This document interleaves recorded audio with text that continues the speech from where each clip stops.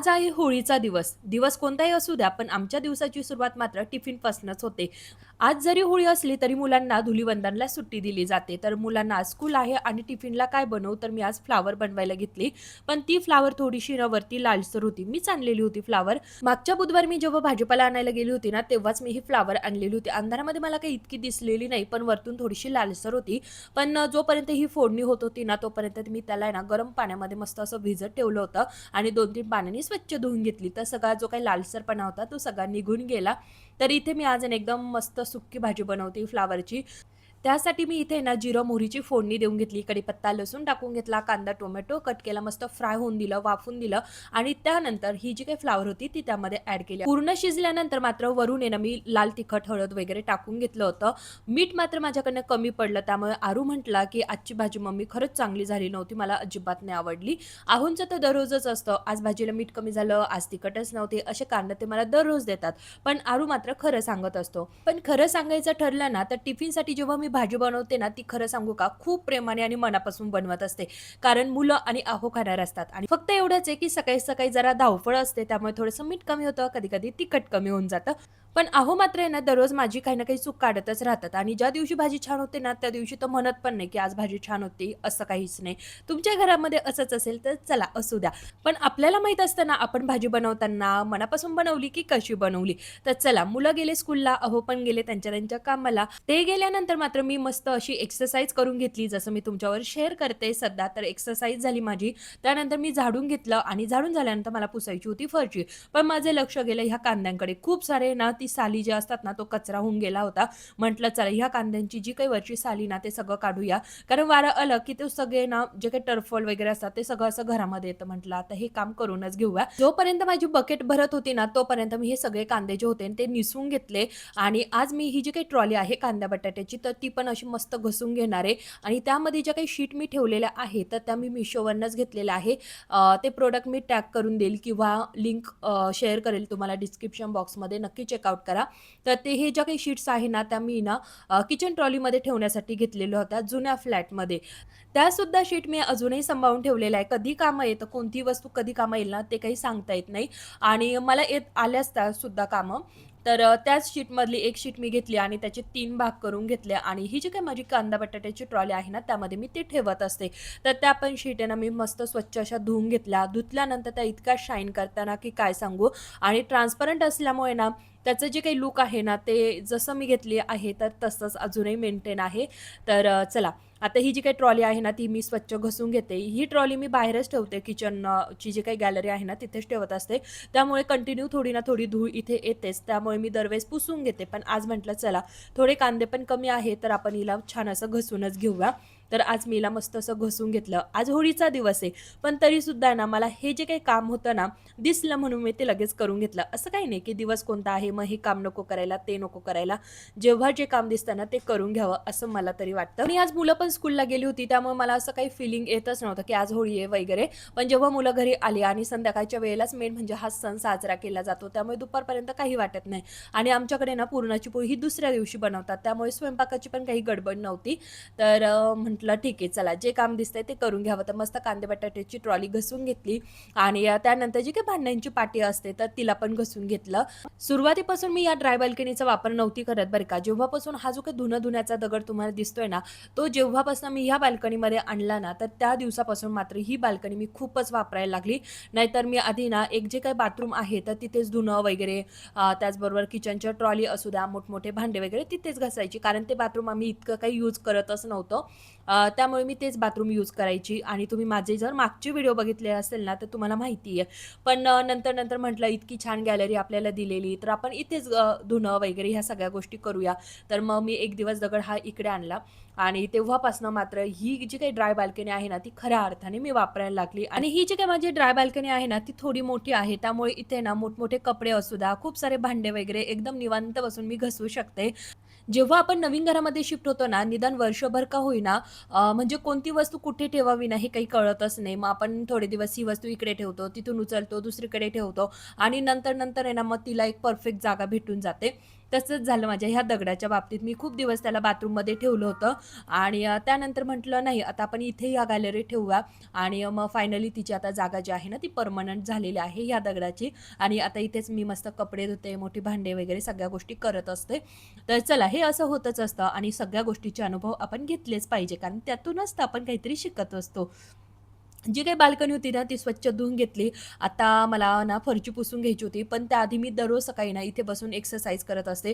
Exact TV समोर बसून आणि माझ्या वरती डोक्यावर आहे ना, हा माझा फॅन असतो आणि दररोज एक्सरसाइज करताना जेव्हा माझी नजर वरती जाते, तर ह्या फॅनवर खूप सारी धूळ साचलेली असते आणि दररोज म्हणते बरं का, मी याला पुसून घेईल. पण घरातली सगळी कामं आवरून गेली का आणि नंतर लक्ष जातं. मग असं वाटतं, चला आता जाऊ दे, फरची पुसलेली मग कशाला.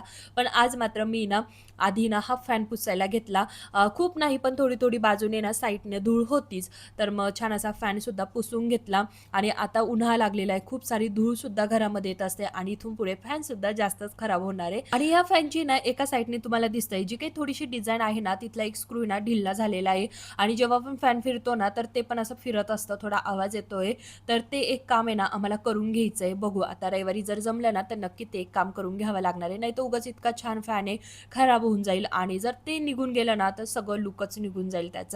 फॅन पुसून घेतला आणि त्यानंतर मस्त अशी स्वच्छ फरची पुसून घेतली आणि त्यानंतर मात्र मी थोडं व्हिडिओचं काम करून घेतलं आणि डायरेक्ट संध्याकाळी शूट करायला घेतलं. आता मला जो काही होळीला नैवेद्य दाखवायचा आहे ना, तर त्यासाठी मी वरण, भात, मेथीची भाजी आणि शिरा केलेला आहे. होळीची पूजा करण्यासाठी मी इथे पूजेचं ताट सुद्धा बनवून घेतलं. त्यामध्ये हळदी, कुंकू, अगरबत्ती, खोबऱ्याची वाटी आणि जो काही मी नैवेद्य केलेला आहे तो पण घेतला. आणि मेन म्हणजे ना तांब्याभर पाणीसुद्धा न्यायचं असतं. तर अशी छान मी तयार झालेली आहे आणि पूजेचं ताटसुद्धा माझं रेडी आहे. इथे आहे दुर्गादेवी मातेचं मंदिर जे माझ्या किचनमधनं दिसतं आणि दररोज मला कलशाचं सुद्धा दर्शन होतं बरं का. तर पहिलं त्याच होळीचं दर्शन झालं. त्यानंतर मी खाली आली. खाली आली तर आहे ना इथे आरती चालू होती. आरती चालू होती त्यामुळे पहिलं तर मी ना होळीची आरतीच करून घेतली आणि नंतर होळीची छान अशी पूजा करून घेतली. आणि जे काही पाणी असतं तर त्याचे 5-7 असे फेरे मारून घ्यायचे असतात. आता आमच्याकडे जशी पद्धत आहे ना, त्या पद्धतीने मी छान अशी होळीची पूजा करून घेतली. या होळीच्या पवित्र अग्नीमध्ये ना आपल्या सगळ्यांच्या आयुष्यातली जी काही दुःख आहे ना, ते सगळे निघून जावो किंवा जळून जावो, हीच माझी प्रार्थना. तुम्ही पण अशीच काही प्रार्थना केली असेल. तर छान इथे आम्ही ना फोटोज काढले, थोडेसे व्हिडिओ काढले. त्यानंतर आमच्या शेजारीच महादेवाचं सुद्धा मंदिर आहे. मी तुम्हाला 1-2 व्हिडिओमध्ये दाखवलेलं आहे. तर तिथे पण जाऊन महादेवांचं दर्शन घेतलं. तिथे पण ही एक होळी होती. तर इथल्या होळीचं मी दर्शन घेतलं आणि त्यानंतर थोडीशी राख घेऊन मी घरी आली होती. 8 वाजता मी होळीची पूजा करण्यासाठी खाली गेली होती आणि वरती यायला मात्र मला डायरेक्ट 9:30 वाजलेले होते आणि अजून मला भाजी बनवायची आहे. आता मी तर मगाशी म्हटलं होतं तुम्हाला की माझा स्वयंपाक झालेला आहे. पण खरं सांगू का, काल रविवार होता आणि काल ना मी विसरूनच गेली की उद्या होळी आहे ना, उद्या पण आपल्याला वरण-भात बनवायचं आहे. तर मी काल पण वरण-भात आणि अळूच्या वड्या बनवल्या होत्या. तुम्ही तुम्ही कालच्या व्हिडिओमध्ये बघितलं असेल आणि आज मात्र सगळेजण बोलले की आज आम्ही वरण-भात अजिबात खाणार नाही. आम्हाला पनीरचीच भाजी खायची आहे. पूजेला जाण्याच्या आधी मी मसाला छान असा भाजून गेलेली होती, पण बारीक करायचा मात्र बाकी होता. वरती आल्यानंतर मात्र त्याला मस्त बारीक करून घेतलं आणि आता पटकन फोडणी देऊन घेते, कारण अहो पण आलेले आहे.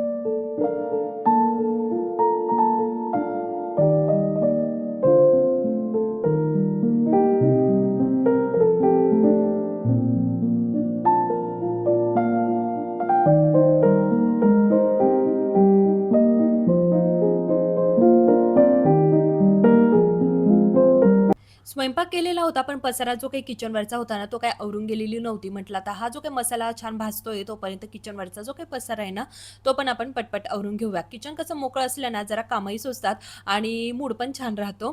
खूप दिवसांपासून ही जी काही केटल आहे ना, तिला मी वरती ठेवून दिलेलं होतं. पण आता जेव्हापासून एक्सरसाइज चालू केली ना, तर पुन्हा मी तिला वरती काढून घेतलं. कारण मी सकाळी ना गरम पाणी पिते आणि झोपताना सुद्धा गरम पाणी पित असते. तर त्यामुळेच मी केटलला बाहेर काढला. आहे वस्तू आपल्याकडे, तर तिचा वापरही झाला पाहिजे. नेहमी मी पातेल्यामध्येच गरम पाणी करून प्यायची. पण आता म्हटलं जाऊ दे, आहे वस्तू तर तिचा वापर करूया आणि किचनवर ना गर्दी होऊन जाते म्हणून मी तिला ठेवून दिलेलं होतं.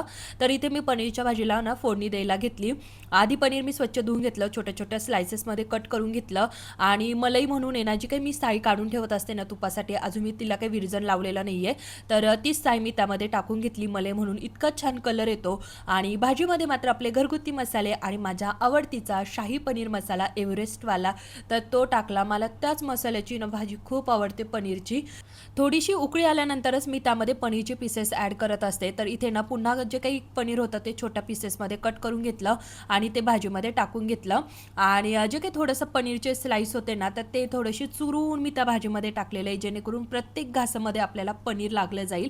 तर त्यामुळे आणि कोथिंबीर आज माझ्याकडनं आधीच टाकली गेली होती. घाईघाईमध्ये होत असतं काहीतरी उलटं-पालटं, तर तसंच माझं आज झालं. तर चला इथे माझी भाजी आता उकळते, तोपर्यंत किचन वाटा जो आहे ना, तो छान पुसून घेते. तुम्हाला मी 2-3 व्हिडिओमध्ये दाखवलेलं आहे, जे काही मी नवीन वाइप्स घेतलेले आहे ना, फ्लिपकार्टवरनं घेतलेले आहे. प्रोडक्ट मी टॅग करून देईल किंवा लिंक डिस्क्रिप्शन बॉक्समध्ये देईल. नक्की चेकआउट करा. एकच नंबर आहे. 2 मिनिटामध्ये ना किचन वाटा मस्त असा क्लीन होऊन जातो. तर इथे किचन वाटा क्लीन केला. तर फायनली माझा स्वयंपाक आणि किचनसुद्धा क्लीन झालेला आहे. त्यानंतर आम्ही जेवणं केली आणि पुन्हा भांडे घासले, पुन्हा किचन वाटा क्लीन केला आणि त्यानंतर मात्र झोपून घेतलं. दुसऱ्या दिवशी ग्रहण होतं, त्यामुळे सकाळी लवकर उठून लवकर पूजा केली, कारण आज मुलांना सुट्टी होती. आज सुद्धा जास्वंदीला छान असं फूल आलेलं होतं, ते पण तोडलं आणि आज मी खूप सारी तुळस सुद्धा तोडून घेतलेली आहे, कारण आज ग्रहण आहे. आमच्या इथे ग्रहण जेव्हा असतं ना, तेव्हा मीठ, पीठ, पाणी देवघरामध्ये आणि घरामध्ये थोडीशी तुळस ठेवली जाते. तुमच्याकडे असं करता का? करत असेल तर नक्की कमेंट करा. तर चला इथेच मी माझा आजचा हा व्हिडिओ संपवते. कसा वाटला व्हिडिओ नक्की कमेंट करून सांगा. पुन्हा भेटूया अशाच इंटरेस्टिंग डेली रुटीन व्लॉग बरोबर. तोपर्यंत बाय बाय फ्रेंड्स. टेक